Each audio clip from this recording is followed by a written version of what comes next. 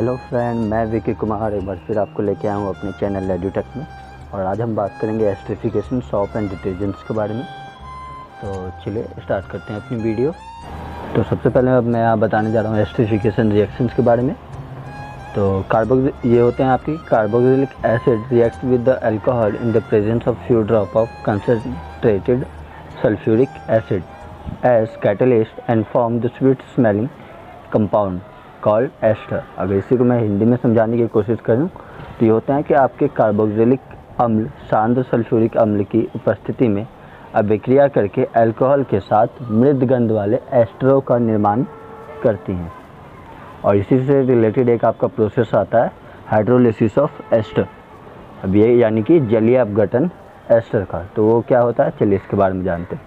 तो on heating with acid और base the ester forms back the original alcohol and carboxylic, that is the so backward reactions। यानी कि अगर इसको मैं हिंदी में समझाने की कोशिश करें तो ये होता है आपका कि एस्टर अम्ल या क्षारक के साथ अभिक्रिया करके प्रारंभिक अल्कोहल तथा कार्बोक्सिलिक एसिड बनाते हैं, यानी कि कार्बोक्सिलिक अम्ल बनाते हैं। और ये आपका बैकवर्ड यानी कि पिछले जो इसके फॉर्मल कंपाउंड होते हैं, यानी कि ये प्रोडक्ट टू रिएक्टेंट और रिएक्टेंट टू प्रोडक्ट में कन्वर्ट हो सकते हैं, यानी कि बैकवर्ड रिएक्शन आपका ये शो करता है। चलिए आगे बढ़ते हैं इसके एग्जांपल के बेसिस पे। जैसे कि मैंने यहाँ दो एग्जांपल लिख रखे हैं आपके सोडियम हाइड्रोक्साइड के साथ भी और सल्फ्यूरिक अम्ल के साथ भी, कि दोनों ही बेसिस पे मैंने यहाँ शो कर रखा है कि जो आपका एस्टर है वो डायरेक्टली कन्वर्ट हो रहा है आपके कार्बोक्सिलिक एसिड और अल्कोहल में।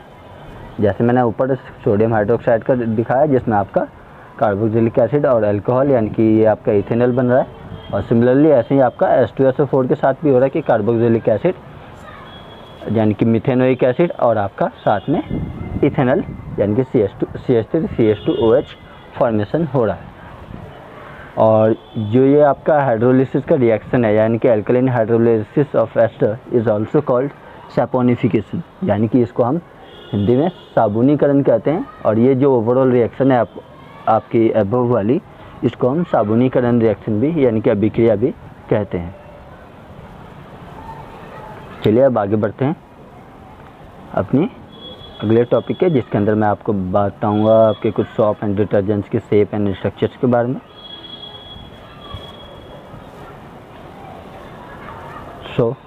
चलिए आगे बढ़ते हैं अपने। और अब यहाँ हम बात करेंगे सॉप एंड डिटर्जेंट्स के बारे में। तो shop is a sodium and potassium salt of carboxylic acid with a long chain, यानी कि जो हमारा साबुन होती हैं वो लंबी श्रृंखला वाले कार्बोक्सिलिक अम्लों के सोडियम एवं पोटेशियम लवण होते हैं और ये एक श्रृंखला में होते हैं। इसी में अगर हम इसके सेकंड पॉइंट के बारे में बात करें तो soap are effective with soft water only and ineffective by hard water या इनएफेक्टिव विद हार्ड वाटर, यानी कि जो हमारे साबुन होते हैं वो केवल मृदु जल यानी कि सॉफ्ट वाटर के साथ ही अपनी सफाई के कार्य को करते हैं और यह कठोर जल यानी कि आपके हार्ड वाटर के साथ ये प्रभावहीन होते हैं, यानी कि अपनी सफाई के कार्य को नहीं कर पाते। चलिए अब बात करते हैं हम डिटर्जेंट्स के बारे में। तो डिटर्जेंट्स आर अमोनियम और sulphonate salt of carboxylic acid with the long chain. They are effective with both soft as well as hard water. अगर इसको मैं हिंदी में समझाने की कोशिश करूँ तो ये होता है कि आपका अपमार्जक लंबी कार्बोक्सिलिक अम्ल श्रृंखला के अमोनियम एवं सल्फोनेट लवण होते हैं। अपमार्जक मृद और कठोर जल दोनों ही के साथ अभिक्रिया करके सफाई के कार्य को करने में सक्षम होते हैं या प्रक्रिया के कर सकते हैं।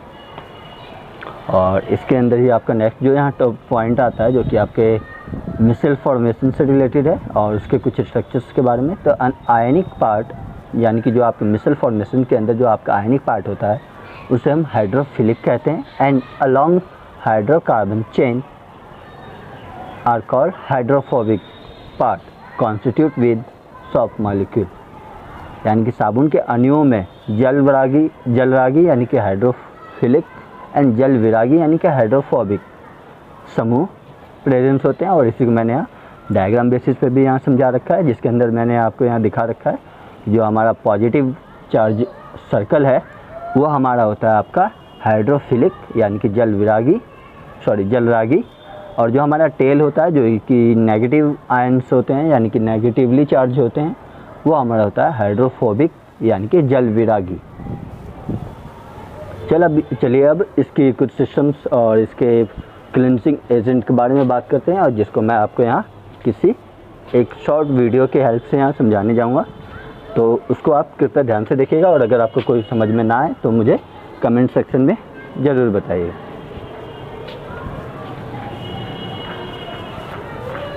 तो चलिए स्टार्ट करते हैं। मिसल क्या होते हैं? मिसल दरअसल आपके जो सॉफ्ट होते हैं उससे फॉर्मेशन के अंदर जो हमारे जलविरागी और जलरागी यानी कि हाइड्रोफिलिक और हाइड्रोफोबिक एंड होते हैं, जो कि मैंने यहाँ डायग्राम में भी शो रखा है। जो हमारा सर्कुलर पार्ट होता है वो हाइड्रोफिलिक होता है, और जो हमारी टेल होती हैं वो आपकी हाइड्रोफोबिक होती हैं, जैसा कि मैंने अभी आपको रिसेंटली डायग्राम के बेसिस पे भी समझाया था। तो ये करते क्या है कि जैसे ही हम किसी गंदे कपड़े या जिस पे आपका मैल बैठा होता है वहाँ अगर इसको हम रब करते हैं या उस पर अप्लाई करते हैं, तो जो हमारे हाइड्रोफिलिक एंड है वो आपका वाटर के साथ अटैच हो जाता है, और जो हमारा हाइड्रोफोबिक एंड है वो हमारी जो गंद होती है या जो मैल होती है उसके साथ जाके ये अटैच हो जाता है, जैसे कि मैं यहाँ वीडियो में भी शो कर रहा हूँ। और ये आपका हाइड्रोफोबिक एंड है। अब ये करते क्या है, तो देखिए जैसे कि मैंने आपको दिखाया है कि जो हमारा सर्कुलर पार्ट है वो हमारा वाटर के साथ अटैच्ड है, और जो उस बीच में आपको दिख रहा होगा जो कि हमारा हाइड्रोफोबिक एंड होता है या टेल होता है, वो आपके पूरे गंद को एक तरह से चैन या फिर ट्रैप बनाकर उसको पकड़े रखता है, और इसी बेसिस पे वो आपके कपड़ों के जो गंदगी होती है उनको साफ़ करता है। और इसके बाद अगर हम कहें तो जो इसके अंदर गंदगी होती है वो हट क्यों नहीं पाती, तो क्योंकि जो हमारे जितने भी गंद होती हैं वो आपकी ऑयली होती हैं, और इनमें आपका आयन रिपल्सन्स के कारण, यानी कि जो हमारा आपका हाइड्रोफोबिक एंड है यानी कि नेगेटिव आयन्स होते हैं, उनके आयन रिपल्सन्स के कारण ही जो हमारी गंद होती हैं जो वहाँ ट्रैप हुई होती हैं वो वहाँ से नहीं निकल पाती हैं, और इसी के कारण हमारा जो सॉफ्ट है वो सॉफ्टवेयर के साथ ईजिली काम कर सकता है। तो इसी चीज़ को मैंने यहाँ आपको रिटर्न फॉर्म में भी लिख रखा है, तो अगर आप चाहें तो इसको आप PDF में से पढ़ सकते हैं, और उसके लिए लिंक आपको डिस्क्रिप्शन में मिल जाएगी। तो मैं इसको अभी यहाँ प्रॉपर वे में नहीं समझा रहा, तो चलिए आगे बढ़ते हैं अपने नेक्स्ट टॉपिक पे, जो कि इस चैप्टर का लास्ट टॉपिक है IUPAC के अलावा। तो IUPAC मैं आपको अगली वीडियो में समझाऊँगा। तो चलिए अब आगे बढ़ते हैं। तो the magnesium and calcium salt present in the hard water react with the soft molecule to form including product called scum, thus the obstructing the cleansing action, यानी कि ये आपके cleansing action को रोक देता है। A use of detergent overcome this problem as the detergent's molecule prevent the formation of insoluble product and thus clothes get clean। चलिए अब इसको भी हम बात करते हैं, हिंदी में भी मैं इसको समझाने की कोशिश करूँगा। तो अगर हिंदी में इसको हम बात करें तो हिंदी के अंदर होता है आपका कि the magnesium and calcium salt. चलिए एक मिनट रुकिए, अभी मैं आपको हिंदी के रिटर्न भी लेके आ रहा हूँ वीडियो के अंदर। Wait a second.